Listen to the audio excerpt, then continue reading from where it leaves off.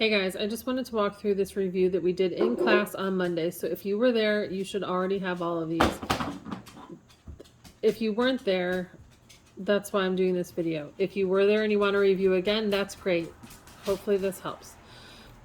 So this practice test covers sections 2.1 to 2.3, which is converting from English to math using logic, symbols, and terms, truth tables, and conditional statements. So the first thing we're going to do is convert from English to math.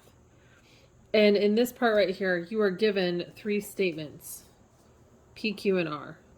And they're listed here. So the statement P is Sue is afraid of cats. Q is Sally has 4 cats. R is Allison needs a vacation. Fun fact, that's my mom, aunt, and cousin. And all of those are mostly true statements. All right. Here's the thing. I want to know what this symbol situation means in English. Remember that, oh my goodness, the lead broke. This symbol means and, this symbol means or, this little thing means not. It negates the statement.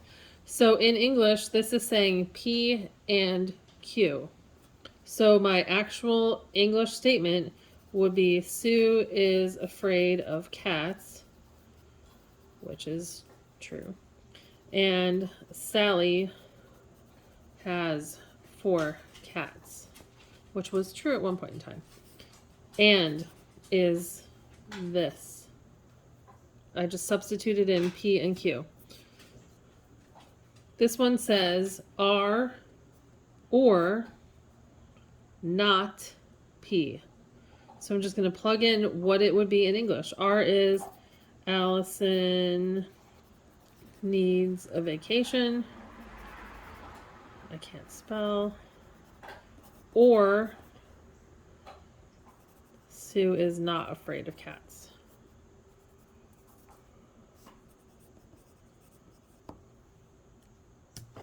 Moving on to the truth tables. Truth tables always start with all of the possibilities. So if I'm going to be using combinations of statements down the line with just 2 individual statements, P and Q, these are all my possibilities. It's kind of like when I talked in class about how if you have 2 coins and you flip them, what are the possible combinations you could have? So say you have a quarter and a nickel. You could flip heads on the quarter and a heads on the nickel. You could get a heads on the quarter, tails on the nickel, or you could get tails on the quarter, heads on the nickel, or tails on both. That's all we're doing here, but we're doing it with statements and we're considering whether the statements are true or false. What are all the possible combinations of these 2 statements together being true or false? So this is your initial position whenever you're doing one of these with 2 statements. So we're just going to work down the line, and don't look ahead because that's where it can get overwhelming and confusing, because if you just look at this, I don't know. I don't currently know what the answer to this is either. That's why we're going to work across. So this is not P. All I'm going to do is look at this column and put the opposite truth value. So P was true, then not P is going to be false. P is true, not P is false. P is false, then not P, the opposite of P, the negation of P is true. P is false, not P is true. Okay, super. 1 column down. Now we're going to and it with something. Remember, in order for for a statement, an and statement to be true, both pieces need to be true. So I'm going to need this not P column and this Q column, because I'm anding it, both have to be true in order for this to be true. So I've got not P and Q. Not P is false. Already I know this is false because it doesn't matter what that is. I need them both to be true in order for this to be true. False, false, false. Here we go. Not P is true and Q is true. That means the conjunction is true. Not P is true, but Q is false. That makes this whole thing false. And because apparently I was cruel and unusual, I took it to another level. Remember, when you're doing these, it's just like your regular, please excuse my dear Aunt Sally. You want to do what's in parentheses first. Well, that's super because that's what we just did here. Now I'm taking the negation of that, not this.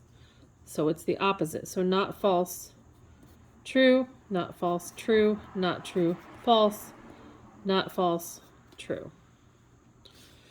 Okay, let's do the next one. Same deal. This is an or. In order for an or statement to be true, it doesn't matter, both pieces don't have to be true. Just one of them has to be true in an or statement. That's how it always is. So this one here says P or Q. If one of these, P or Q, is true, then this entire disjunction is true. P is true, Q is true, P or Q, true. P is true, Q is false. You want to maybe think, that's false. No, it's an or. If it's an or, you only need one. So this is true. False, true, true. Now in this case, both are false. So if you are given an option, false or false, it doesn't matter. You're going to have a false result. This one, hopefully by now, is getting a little more straightforward. This is the negation of Q, or I would just say not Q. I'm going to put the opposite truth value of what Q was. Q was true, not Q is false. Q was false, not Q is true. Q was true, not Q is false. Q was false, not Q is true. And finally, we are going to AND these two columns together. Have not Q and this thing we did over here, P or Q.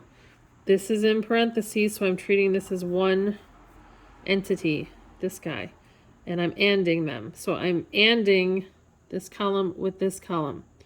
When you combine things with an AND, both have to be true in order for this to be true. So I've got a true, but this is false, so this is false. I have a true and a true, so we're true. A true and a false, false, a false and a true, false. So you guys, those of you who were absent yesterday, I gave you a copy of my solution. So I'm not double checking myself, but I think I'm right. So that's that. All right, moving on to the next page. Hold on. Whee! Okay. We're going to use this conditional statement. Remember, a conditional statement is one of these, oh my goodness, if-then statements. That's what a conditional statement is. So, and that's what we break down into P's and Q's. So this is a conditional statement. If an object is a triangle, then it is a polygon. So we're going to ask, is this conditional statement, is this sentence right here, true or false? If an object is a triangle, then it is a polygon. Hopefully you know that is true, because we talked about that last chapter. So let's break this down. The hypothesis is your if statement, the if part. So what did I say? If an object is a triangle, that is my P. Period. The conclusion is what comes after then. It's the then part. We do this when we're speaking English. It'd be like, if you clean your room, then I'll give you ice cream. If you clean your room, then, conclusion, I'll give you ice cream. In this case, if an object is a triangle, then it is a polygon. So we've identified our P and our Q. And now we're just going to do stuff with that, just like we did on the first page. So I gave you this chart right here that shows you what these different types of arrangements are called. The converse is where we just flip the order. Is this whole? Yeah, okay. The inverse is where we take the opposite of P, then the opposite of Q. We just negate both sides, but we keep the order the same as the original. Contrapositive is when we flip it and negate it. So we change the order and we make it negated. If not Q, then not P. I had to stop it because the trash truck went by and it was a disaster. Never mind this, I was trying to think through something and just pretend that's not there. Where I left off was, I wanted to tell you, the conditional statement, whatever you start with, whatever its truth value is, if this is a true if-then statement, your contrapositive will always match that. So if your original conditional is true, contrapositive will also be true.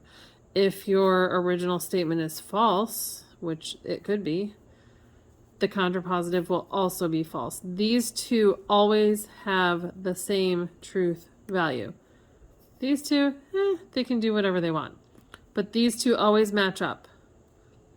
Okay, so if we've identified our P and Q. P is our hypothesis. It's an object is a triangle. Q is the conclusion. It is a polygon. Now we're just it's kind of like a formula. You're gonna plug in what you know. So let's write the converse statement. So that's gonna be if Q, then P. Is this in focus? Okay. If Q, so if an object, you can put in English words where they make sense. If an object is a polygon, then it is a triangle. Is the converse, is this statement we just wrote true or false? So if an object is a polygon, remember we talked about a bunch of different kinds of polygons, then it's a triangle. No, that's not true. We know a bunch of other polygons. And that's what a counterexample is. If you're reading a statement and you're like, that's not true, I can think of 1,000 other reasons why that's false. Those are counterexamples. So all we need to do is have one to indicate that this is, as soon as you find one that proves that this is false, then this is a false statement. So if an object is a polygon, think of a polygon, a square, then is it a triangle? Then it is a triangle. No, I just said an object is a polygon, square, then it is a triangle. We know a square is not a triangle. That is a counterexample. You could put anything there. It doesn't have to be square. It could be pentagon, hexagon, whatever those other gon things are. Throw one of those on there because all of those were polygons. Any polygon is not just a triangle. I hope that makes sense. Inverse is where we're going to just negate both parts. We'll negate the hypothesis and negate the conclusion. So the inverse statement is going to be if an object is not a triangle, then it's not a polygon. Okay, if an object is not a triangle, so let's just think of an object within the realm of geometry. Let's just say pentagon, a 5-sided polygon. So if an object is not a triangle, say a pentagon, then it is not a polygon.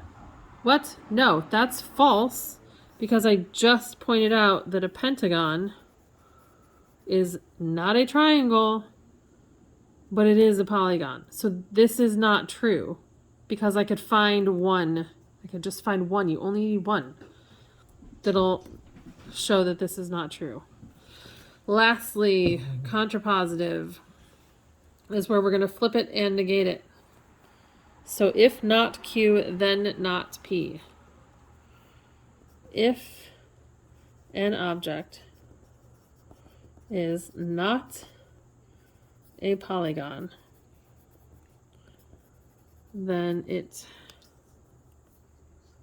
is not a triangle. Now, what I just said before about the truth values, even without reading that, we knew that our initial statement was true. Our conditional statement that we started with was true. Whatever the words shake out to be down here, the contrapositive has the same truth value as our original statement, so this is true. Now let's look at it. If an object is not a polygon, then it is not a triangle.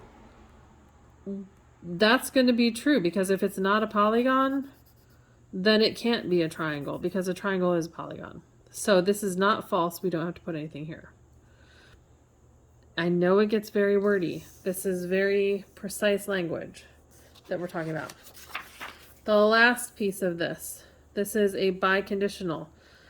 And if you just think of it like this, it's a combination, a conjunction actually, of the original statement and its converse. This is your original and the converse, where I flipped it. Remember when we do and? Let's talk about our original statement.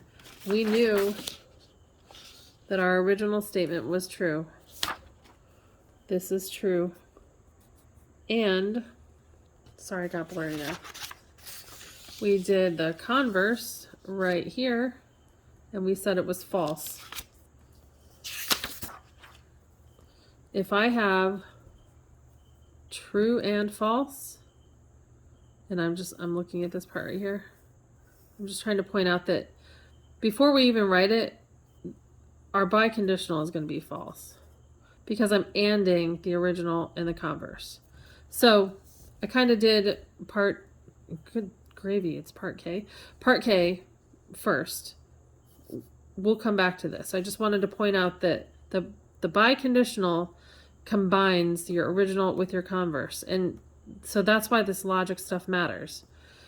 Okay, so the biconditional statement, we said was an object is a triangle, Q, it is a polygon.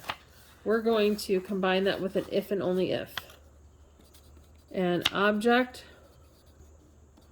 is a triangle if and only if it is a polygon. Last part, let's find a counterexample. We know this is false because we did the logic, but let's just read the words. An object is a triangle if and only if it is a polygon. So that means this if and only if means it goes in both of these directions. An object is a triangle. If an object is a triangle, then it is a polygon. Yes, we know that's true. But we already said if an object is a polygon, then it is a triangle. We know that's not true. And you can name any polygon that you want. What did we say before? Square, pentagon, it doesn't matter. You could say square for all of these, it's fine. It's this one counterexample. You just need one piece of evidence to indicate that something is false, and that makes it false.